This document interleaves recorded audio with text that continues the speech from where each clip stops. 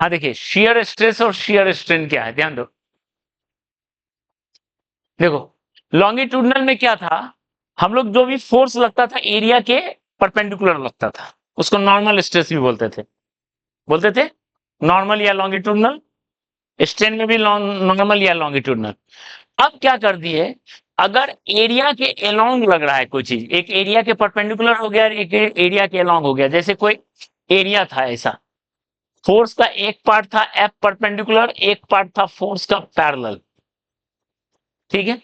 तो normal stress इसको बोलते थे, नॉर्मल स्ट्रेस और लॉन्गिट्यूडनल स्ट्रेस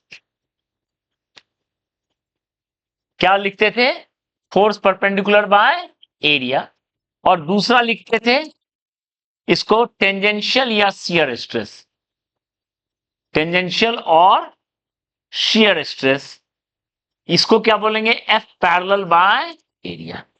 यानी एरिया के पैरेलल जो फोर्स लग रहा है, वो जो डिफॉर्मेशन कर रहा है, उसको क्या बोलेंगे, shear stress and shear strain. Area के परपेंडिकुलर अभी हम लोग तो ढेर सारा एग्जांपल देखे थे पिछले क्लास में। ये एरिया अभी ऐसे लग रहा है, ठीक है, लेंथ को चेंज कर रहा है, वो था नॉर्मल या लॉन्गिट्यूडनल। मान लो डायग्राम बनाते तो क्लियर हो जाएगा। देखो एरिया के पैरेलल रहेगा तो कैसा होगा, मान लो कोई एक ऐसा क्यूब ले लेते हो, ठीक है, ऐसा फोर्स, ऐसा फोर्स लगा है, ठीक है, ये क्यूब है जिसका ए क्रॉस ए है मान लेते हैं,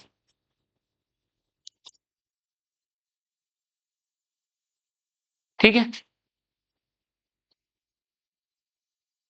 तो बताओ इसमें,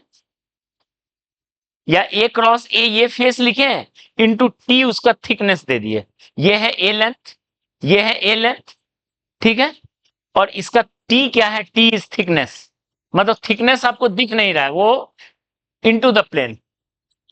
ए फेस आपको दिख रहा है, और वो जो टी थिकनेस है वो अंदर है। फोर्स आप ऐसे लगाए हो, तो बताओ इस क्यूब का स्ट्रक्चर या क्यूबॉइड का स्ट्रक्चर कैसा हो जाएगा। देखो क्यूबॉइड का स्ट्रक्चर ऐसा हो जाएगा,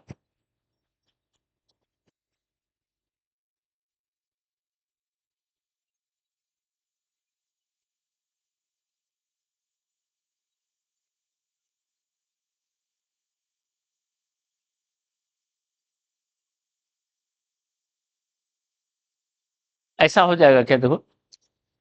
पहले ऐसा था, जो डॉटेड लाइन है वो पहले का स्ट्रक्चर बता रहा है, ठीक है, वो टेढ़ा हो जाएगा। देखो फोर्स आपने ऐसे लगाया हुआ है, ठीक है, फोर्स लगाने के बाद वो क्या हो जाएगा, वो टेढ़ा हो जाएगा इस तरीके से, फोर्स रिलीज करेंगे वापस अपना शेप को रिगेन कर। क्लियर है, ओके, दिख रहा है, ओके। तो देखो अभी क्या है,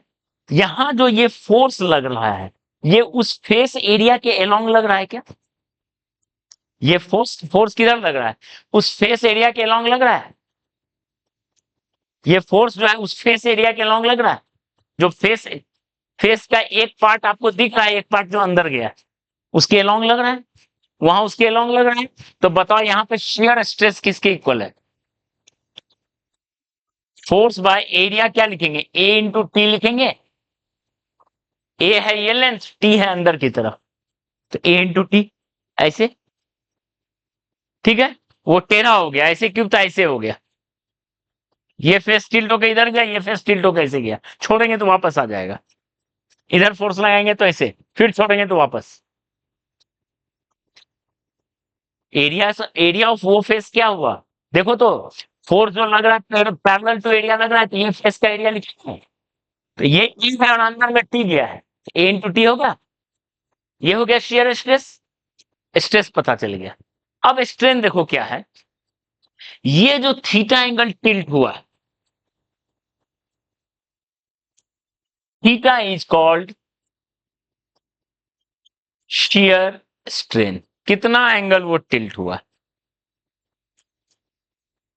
ठीक है, स्ट्रेन का वैसे भी कोई यूनिट नहीं होता है, तो थीटा का भी कोई यूनिट नहीं होगा, हाँ, तो सिलेंडर के लिए थीटा नहीं होगा, मतलब क्यूब में आसान पिक्चर है, सिलेंडर में कैसा होगा, वो ट्विस्ट इस तरीके से होगा, मतलब सिलेंडर में आप कैसे डायग्राम ड्रॉ करोगे, चाहो तो सिलेंडर में भी ड्रॉ कर सकते हो, अगर मान लो इसको हम इस तरीके से फोर्स लगाएं, इसको हम इस तरीके से लगाएं, तो कैसा हो जाएगा, ये थोड़ा सा ऐसा टाइप का हो जाएगा, ठीक है, इस टाइप से हो जाएगा, जो ओरिजिनल ऐसे था,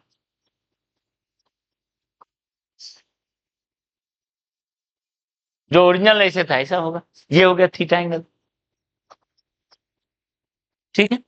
तो सिलेंडर में तो पिक्चर जो है नहीं बन पाएगा अच्छा से, यहाँ क्यूबॉइड में पिक्चर दिख रहा है, ये है थीटा एंगल, तो बताओ थीटा को कहते हैं शियर स्ट्रेन, वैसे भी कोई यूनिट नहीं होना चाहिए,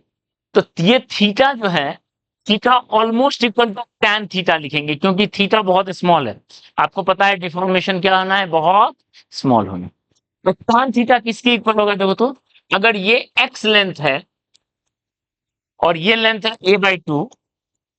टोटल हाइट था a, तो क्या होगा tan theta equal to perpendicular by, ये हो गया शियर स्ट्रेन, एक शियर स्ट्रेस और एक शियर स्ट्रेन, ठीक है, समझ में आ रहा है। अब यहां भी shear stress is directly proportional to shear strain, where, ठीक है, कांस्टेंट ऑफ प्रोपोर्शनलिटी को क्या बोलेंगे बताओ, कांस्टेंट को क्या बोलते हैं, जी सिंबल देते हैं, where G is called modulus of rigidity,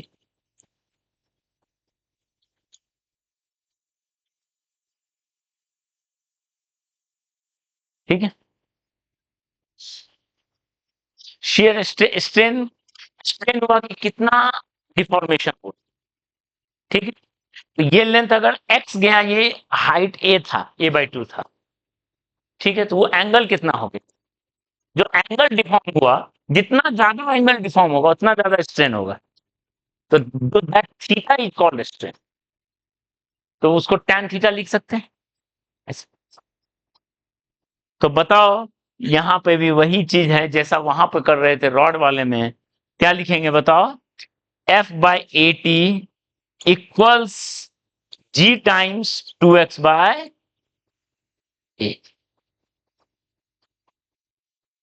ठीक है, ये एक रिलेशन मिल गया शियर स्ट्रेस और शियर स्ट्रेन का,